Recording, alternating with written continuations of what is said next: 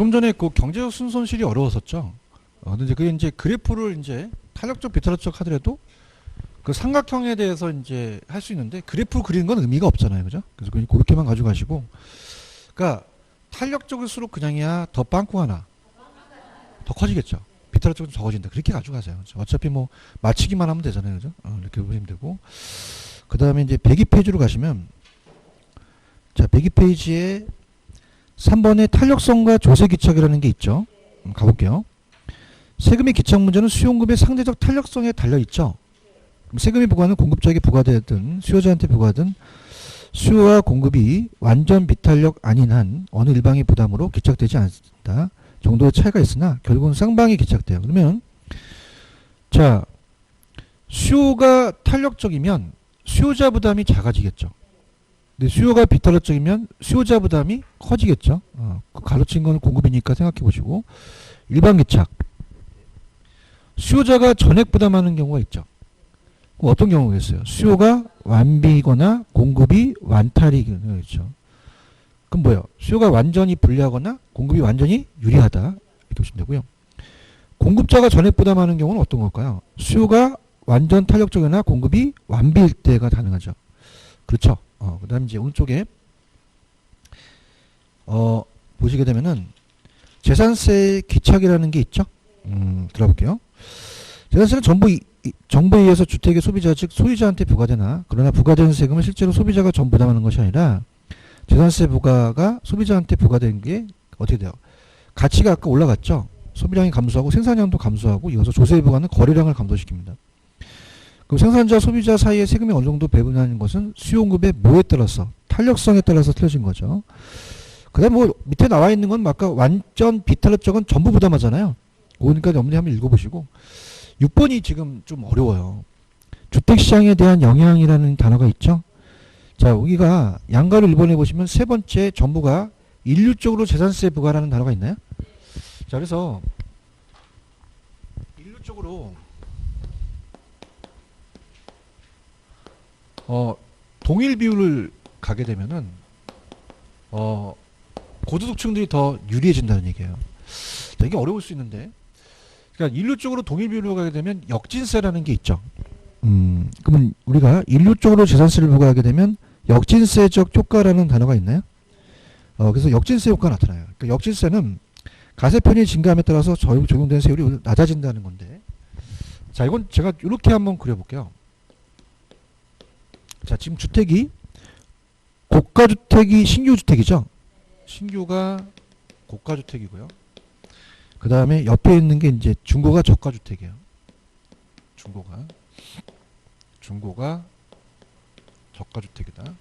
그래서 신규주택은 반짝반짝 별이 빛나고요. 얘는 이제 금이 많이 갔죠. 자, 그러면 우리가 동일 비율로 재산세보다는 취득세를 한번 생각해 보세요. 취득세를 이제 10%를 동일 비율로 갖다가 봐봐요. 자,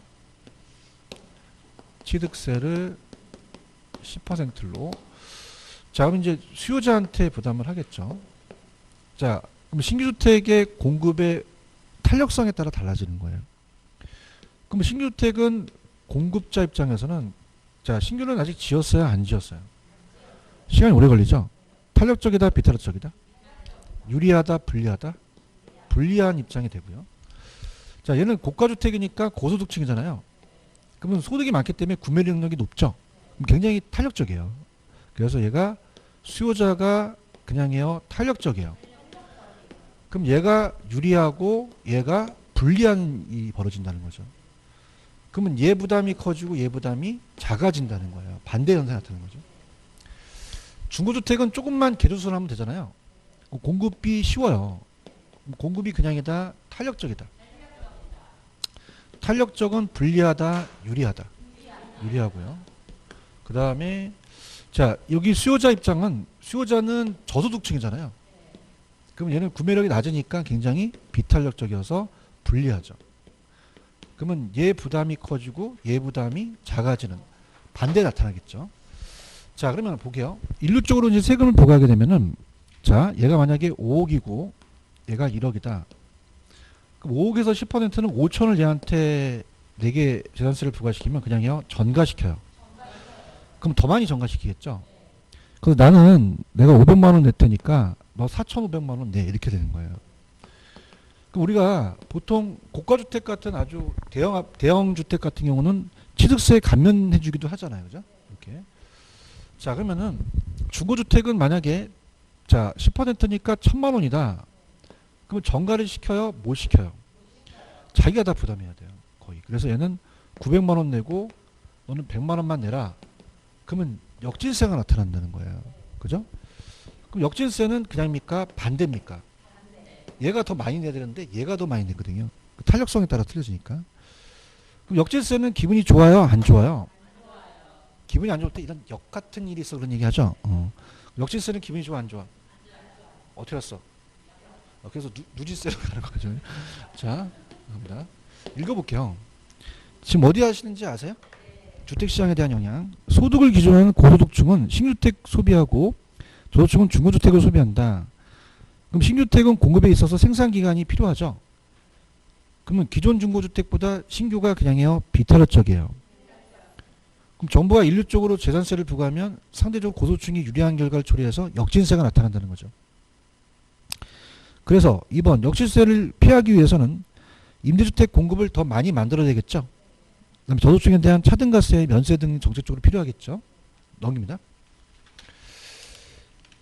양도소득세 동결효과라는 단어가 있나요? 자, 갑니다.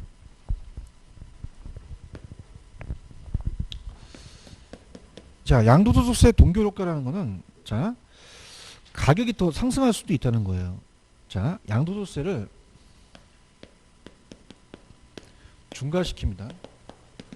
자, 우리가 문재인 정권 들어오면서 2017년 파리 정책이 있었어요. 자, 이때 양도세를 중과시킨다 그래서 2018년 4월까지 시간을 줬거든요. 그럼 정부 입장에서는 물량이 많이 쏟아져 나와서 가격이 하락될 거 생각한 거죠. 누구 생각이야? 다주택자는 눈 깜짝 안 하지? 그러면 내놓는다 안 내놓는다? 이걸 따라서 동결효과.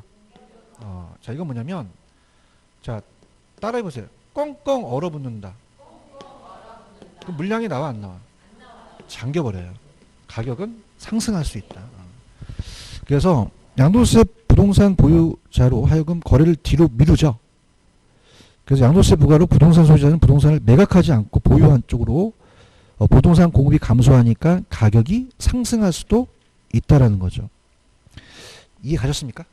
그 다음에 밑에 자, 따라서 헨리 조지. 별 조지가 다 나오죠. 자, 시험 못 보면 조진다. 자, 갑니다. 헨리 조지예요. 헨리 조지의 토지 단일세 운동이거든요. 토지 단일세. 여러분 지대론에서 고존아파 기억나시죠? 그럼 고존아파는 지대를 잉여로 받죠. 불로소득. 그 자연적 특성을 강조해요. 그러니까 얘가 있을 때는 용도가 전환되지가 않았죠. 그래서 물리적 공급이 완전히 수직입니다. 가격과 향해서. 자, 그러면은 어떤 일이 벌어지냐? 자, 지주가 있어요. 자, 갑돌이가 토지 소유자입니다.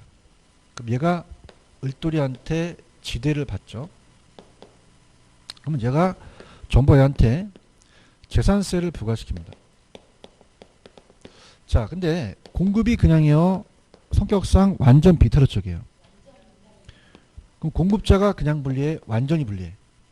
완전 분리하니까 전가시킨다 안 시킨다? 안 시키죠. 그죠? 그럼 임대료 못 올리잖아요. 그럼 그냥입니까? 토지 소유자가 다 냅니까? 그럼 형평성이 맞는 거잖아요. 그죠? 그럼 토지 소유자만 내니까 토지세만 충당하더라도 재정을 충당할 수 있다는 얘기예요. 그러면 우리가 걷지 말아야 될 비효율적인 세금은 걷어라, 걷지 말아라. 토지세만 걷으라는 거죠. 그런가요? 그러면서 자, 우리가 가격을 올리지 못하지만 공급을 줄여요, 못 줄여요? 아까 주택은 줄이기 때문에 빵꾸가 났죠. 그럼 빵꾸가 나지 않으니까 순손실이 없겠죠. 그럼 자원배분 여기 초래되지 않는다는 건데, 자, 이 이론은 그냥입니까? 옛날 이론입니까? 여기 나올지도 모르겠지만, 자, 현실에는 그 용도가 그냥요 다양해요. 용도가 전환되죠. 공급 곡선이 완전 비타로적이지 않기 때문에 토지에 부과된 세금은 다른 방법에 의해서 전가될 수밖에 없기 때문에 헨리 조지 이론에만 맞는 거죠. 갑니다. 고전업화 많은 경제학자들은 토지세가 다른 사람들에게 전가된다, 전가되지 않는다. 토지용 왜곡을 가져오지 않죠. 토지 소유자가 부과하는 세금이 다른 사람에게 전가되지 않는 것은 토지 공급이 어떻기 때문에 그래요. 완전 비타르적이기 때문에 그렇죠. 자, 이번 그럼 헨리 조지는 두 번째 줄 밑줄. 지대 수입을 100% 징수할 경우 토지세 수입에만 재정을 충당할 수 없다, 있다.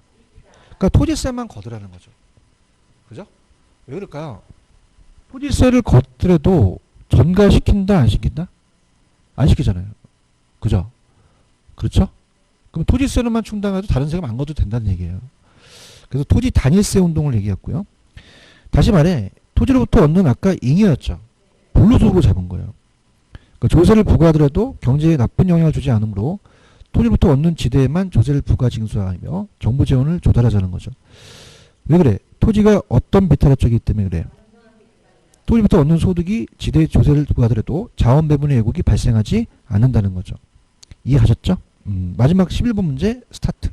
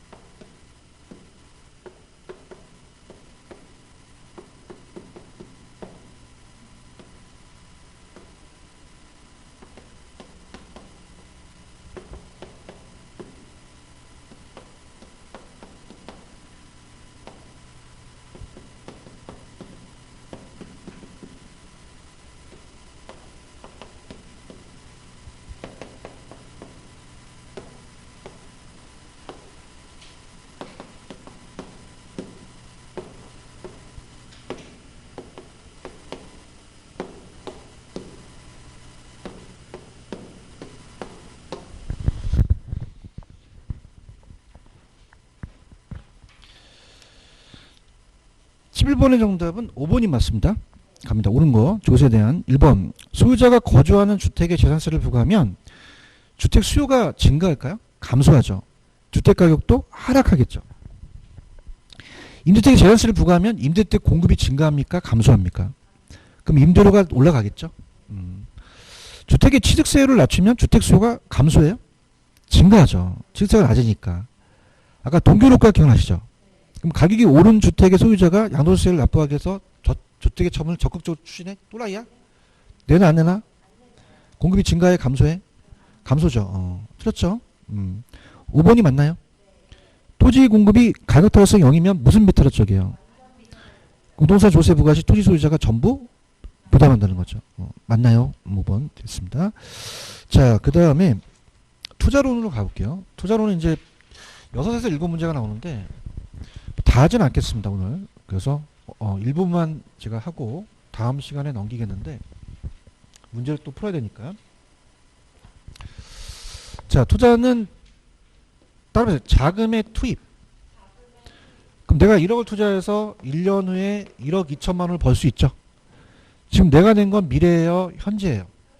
1억 2천은요, 미래. 내가 낸 건 확실하죠.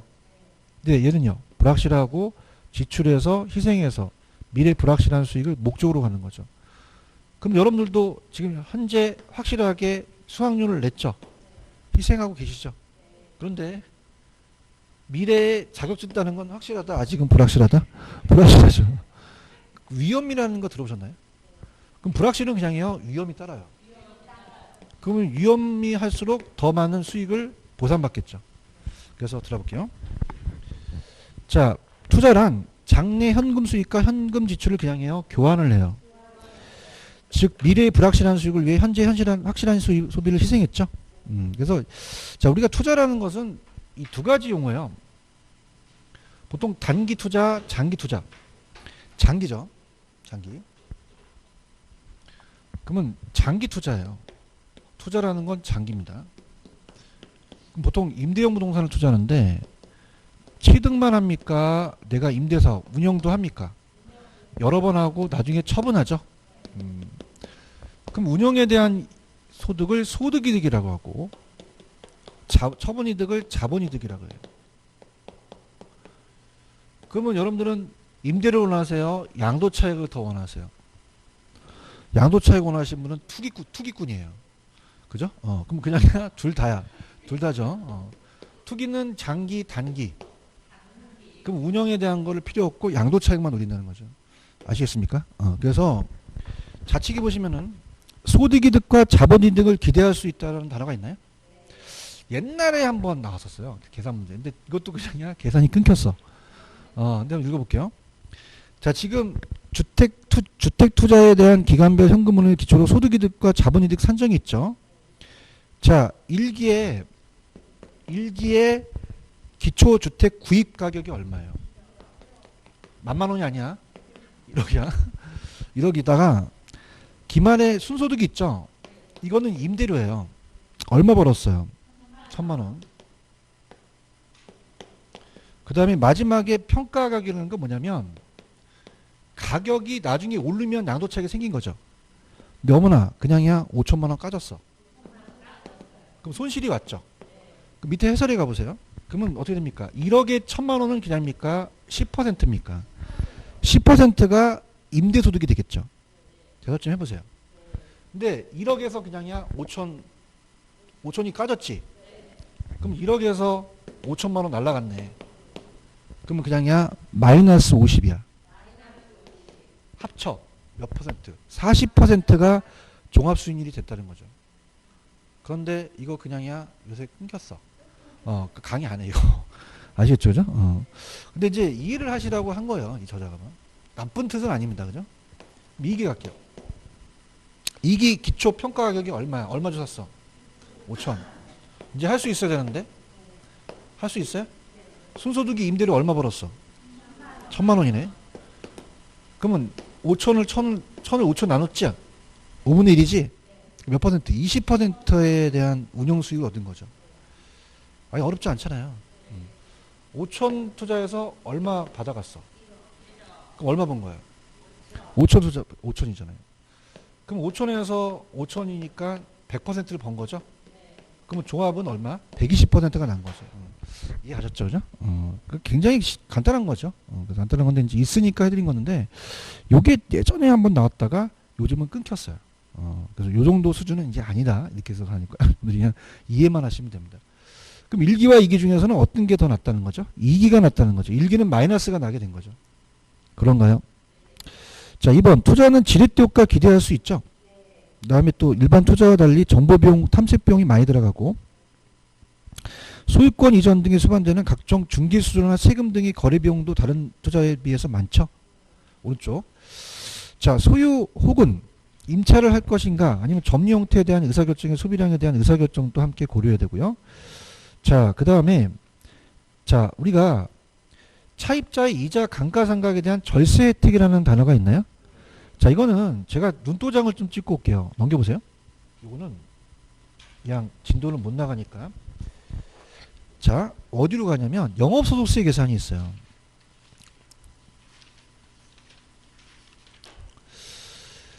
자, 페이지로 가시면은 눈도장 찍고 올게. 페이지 126페이지로 한번 가보세요.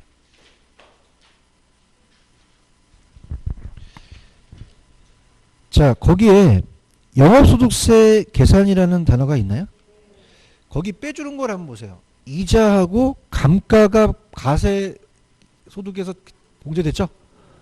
그러면 그냥요 세액공제가 돼요. 감가와 이자가 뺐잖아요. 126페이지 영업소득세 중간에 하고 있어요. 이자도 빼주고 감가도 빼줘요. 그럼 얘는 그냥이야 세공제를 해줘요. 가능하죠, 그죠? 세공제가 가능해요. 세공제 가능. 자, 여러분이 연말정산 같은 거 할 때 그냥요 영수증 챙겨요. 왜? 공제 받으려고 하는 거잖아요. 맞습니까? 그래서 감가상각에 공제되죠. 그래서 건물의 감가는 건물의 가치를 떨어뜨린 거니까 공제시켜주겠다는 거죠. 그죠? 그 다음에 이자도 내가 먹는 거예요? 은행이 먹는 거예요? 내가 먹는 게 아니잖아요. 내 가치를 증진시킨 게 아니라 소득이 아니자는 거죠. 자, 따라서 영업소득세. 자, 무슨 뜻이에요? 그냥이야 소득에 따라서 내라는 거잖아요. 대답해봐요. 근데 여기 해설이 없지만 원금 상환은 내가 그냥이요 나중에 내 가치를 올려요. 내 가치 올려서 원금이 상환되잖아요. 맞나요? 대체 충당금도 나중에 에어컨 일정 기간에 교체해주게 되면 건물의 가치를 올리잖아요. 그러니까 이런 것들 다 세액공제가 안 된다는 거죠. 맞나? 그럼 자 여기서 루토장 찍고 왔어 지금. 뭐만 세액공제가 돼. 이게 봐. 감가와 이자죠. 영업소득세를 지금 일로 끝내는다는 건 아니에요. 그죠? 근데 지금 암기를 하시라는 거죠. 그죠? 그러면 자 따보세요.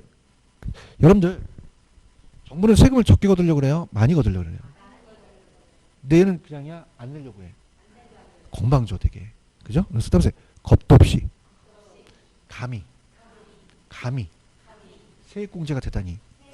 그럼 두 가지가 공제가 되는 거예요. 아시겠습니까? 그래서 아까 가볼게요. 이제 107페이지 가시면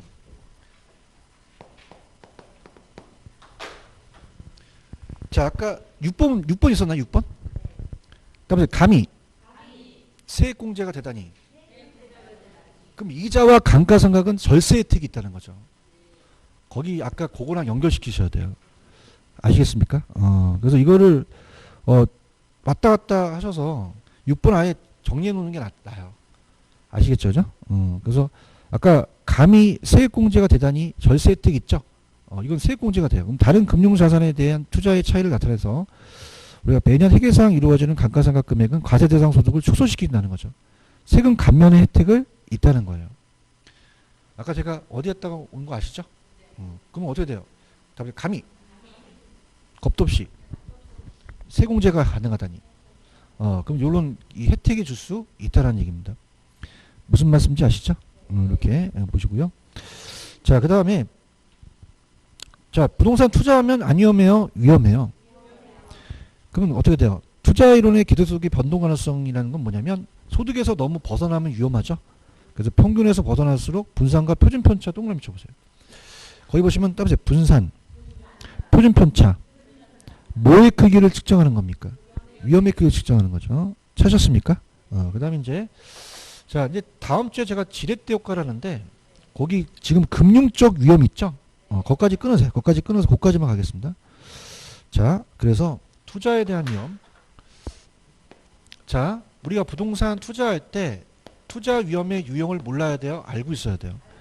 알고 있어야 되죠. 투자 위험의 유형입니다. 다음 주에 이제 그 지렛대 효과 하면서 금융적 위험을 하겠지만 오늘은 좀 시간이 좀 있으니까 자 그래서 사업상 위험이라는 게 있죠. 사업 자체에서 옵니다. 자 그래서 이거는 경영을 하면서 임대 수익이 많아져야 되잖아요. 수익과 관련이 돼요. 그래서 거기 보시면은 사업 위험은 수익성이라는 단어가 있나요? 그래서 세 가지가 있어요. 어떤 위험이 있어요? 시장 위험, 자 운영 위험, 위치적이라는 게 있죠. 자 시장은 항상 안 변해요? 변해요. 불확실하죠? 그러니까 수요와 공급이 항상 변해서 그렇습니다. 경기가 침체된다든가 이렇게 해서 피할 수가 없고요. 그 다음에 운영 위험은 근로자가 파업할 수 있죠. 근데 운영이라는 게 영업이거든요. 영업경비 변동 요걸 좀 생각하시면 되고요. 영업경비 변동 운영은 자 위치적은 토지가 움직이지 않죠. 고정돼 있어요. 근데 우리가 기출이 어떻게 나왔었냐면 29번지 아파트가 있는데 30번지에 공동묘지 들어갔어. 그럼 그냥이야 가치가 떨어져. 절대적 위치야 상대적 위치야. 상대적 위치가 변했다고 나왔었거든요. 그런가요? 자 다음 주에 하겠지만은 금융이라는 거는 자금의 융통이죠. 그러면 돈을 많이 빌리게 되면 안 위험해? 위험해. 지렛대 효과가 발생하지만 위험도 커지죠. 그럼 우리는 금융적 위험은 부채를 많이 빌렸다는 얘기예요. 그럼 다음 주에 하겠지만 지렛대 커지지만 원리금 상환에 대한 채무례 가능성도 높아지니까 그만큼 투자 금액 전부 그러면 투자 금액을 자기 자본으로 했을 때는 금융적 위험을 그냥이다 고려할 필요가 없다. 우리가 금융적 위험을 제거할 수 있죠. 근데 지렛대 효과는 발생하지 않겠죠. 이해하셨습니까? 근데 이제 이게 중요한 거는 넘기기 전에 사업상 위험의 세 가지가 어떤 게 있어요? 불러보세요. 시장, 운영, 위치정. 자, 얘가 금융 쪽이라는 게 들어가면 될까 안 될까? 안 돼요. 그래서 이거는 공인중개사는 제가 이제 박사학위를 받았기 때문에 평가나 공인중개사는 출제를 할 수가 있어요. 제가 유일하게 제가 혼자 됩니다. 자랑하는 건 아니라 그죠? 전국에 딱 하나. 그런데 이 공인 자격증을 출제하다 보면 제가 강의를 못 해요. 그래서 저는 민간 자격증을 같이 참여했습니다. 민간 자격증에 나왔던 게 저랑 같이 출제했던 게 이거거든요. 그죠? 그럼 여기에 금융 쪽이 들어가면 됩니까? 안 됩니까? 법률 쪽이 들어가면 안 되죠. 오로지 이 세 가지에 대한 것만 나오셔야 돼요. 그럼 어떻게 해보시냐? 사업장을 차리게 되면 남한테 메일을 보내잖아요. 그러면 찾아오기 어려운 위치 있어야 돼요? 찾아오기 쉬운 위치 있어야 돼요? 무슨 위치? 쉬운 위치. 이 스펠링은 틀려요. 그죠? 시가 뭐죠? 시장. 운이, 위가, 위치죠. 이 세 가지를 좀 잡으셔야 돼요. 아시겠죠? 무슨 위치? 그럼 여기에 금융 쪽 위험이 들어가면 돼, 안 돼? 법률 쪽 위험이 들어가면 안 되죠. 그죠? 아시겠죠? 그죠? 이렇게 보시면 합니다. 이해하셨죠? 그래서 지렛대 효과에다가 별표를 좀 세게 쳐놓으세요. 지렛대 효과. 세게 치셨습니까? 그래서 이건 제가 다음 주에 이제 들어가도록 할게요. 들어가도록 하고, 남은 시간은 프린트로 좀 정리해 볼게요.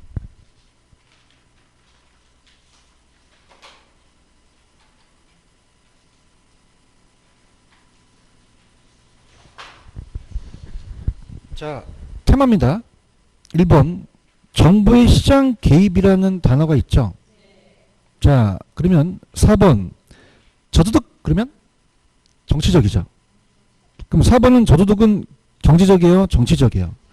시장 실패가 아니라 정치적인 목표를 형성을 달성하는 거죠. 자, 2번 그냥입니까? 시장 실패 원인입니까? 그러면 틀린 거는 5번이 정답인가요? 찾았어요? 이렇게 이제 시장 실패 원인이냐 아니냐를 낼 수 있다는 거죠. 그 다음에 3번 공공재는요. 자, 공공재는 공급을 사적 시장에 맡기면 사회에 필요한 양만큼 충분히 생산해요. 가도 생산돼요. 자, 외부 효과 틀린 건 몇 번이었어요? 자, 새로 조성된 공원의 쾌적성이 정해복과 발생하면 수요가 증가하죠. 그럼 좌측, 우측. 5번. 자, 직접 개입을 찾으라 그랬죠. 그럼 어떤 거예요? 보세요. 공공, 토지 수용, 공용개발, 도시재개발이죠. 그래서 이제 공공토지 비축, 도시재개발, 공용개발, 공공임대 4개인가요? 자, 6번. 자, 개입수단의 근거가 아닌 건 수단 찾으라는 거죠. 몇 번이 수단이에요? 5번은 간접적 개입수단이 되는 거죠. 할 수 있겠어요? 그 다음에 7번. 자, 따라서 임대료 규제가 나오면 임대료를 함수에 대입시켜라. 그러면 초과 수요가 나오면 300이 정답이 되죠. 근데 이건 초과 공급이 나올 수가 있다 없다? 없어요. 그래서 공급이 더 많으면 아무런 변화가 없거든요. 그죠? 그러면 이거는 모의고사 나오면 초과 공급을 찍으면 된다? 안 돼요. 초과 수요 쪽으로 가야 되는 거죠. 그 다음에 8번에 1번은 단기적으로는 규제 효과 충분히 발휘된다로 가셔야 되죠. 줄어들지 않기 때문에. 그런가요? 네, 9번은요. 자, 아까 1번에 탄력적일수록 가랭이가 찢어지죠. 그럼 둘 다 탄력적일수록 그냥이야 초과 수요가 더 늘어나요. 그러면 공급도 탄력적일 때죠. 2번 분양가 상한제는 장기적으로 가격을 이상으로 올려야 돼요? 이하로 내려야 돼요? 내리고. 자, 3번엔 어떻죠? 모든 세입자한테 모두 혜택인 건 장기가 아니라 단기가 되겠죠. 4번이 정답일까요? 이중가격이 장기에 생겼지만 공공에 거주한 사람들은 차익만큼 정부로부터 보조를 받은 셈이 되겠죠. 자, 따라서 단비장탄. 단기는 비탈, 장기는 탄력. 4번이 정답일까요? 자, 10번의 정답은 몇 번이었어요? 거래세 인상에 의한 세수입 증가분은 정부의 기적으로 경제 순손실이 발생되지 않는다, 발생한다. 자, 11번 옳은 거. 1번 소유자가 거주하는 주택에 재산세를 부과하면 주택 수요가 증가해요, 감소? 가격도 하락. 임대주택 재산세를 부과하면 임대주택 공급이 감소, 임대료 상승. 주택의 취득세를 낮추면 주택 수요 증가. 동결효과는 자 그냥입니까? 꽁꽁 얼어붙습니까? 그럼 주택 처분을 적극적으로 추진하는 것이 아니라 물량을 안 내놓겠죠. 그런가요? 그럼 공급이 감소하는 거니까 공급이 증가 아니라 감소고. 5번은 공급이 가격 탄력성 0이라는 건 완전 비탄력. 전가 안 되죠. 그럼 조세 부과를 다 토지 소유자가 전부 부담한다는 거죠. 이해하셨죠? 그래서 오늘 여기까지만 할게요. 여기까지 하시고 다음 주 오시면 그 지렛대 효과서부터 해달라고 하세요. 계산할 테니까 여기까지입니다. 자, 여러분들 수고하셨습니다. 감사합니다. 예.